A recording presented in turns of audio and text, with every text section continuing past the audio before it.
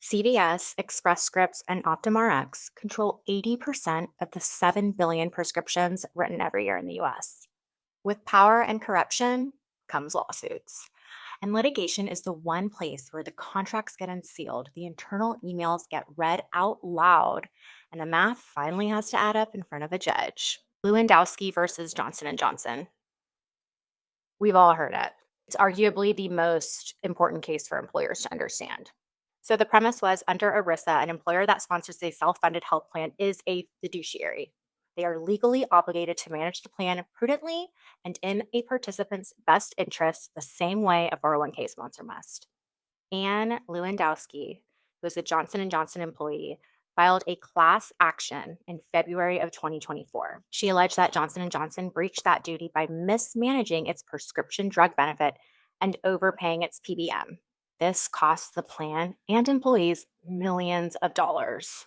Okay, the poster child example in this complaint. This is so ridiculous. A generic multiple sclerosis drug. The plan paid roughly $10,000 for a 90-day supply when it could have been purchased for around $40. That's the kind of markup that makes the jury gasp if it ever reaches the jury. The messy reality behind the scenes is that it bypassed a jury twice.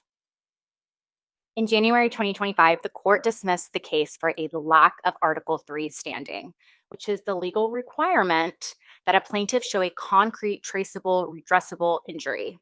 The court called the alleged harm of higher premiums speculative and hypothetical, resting on nothing more than supposition.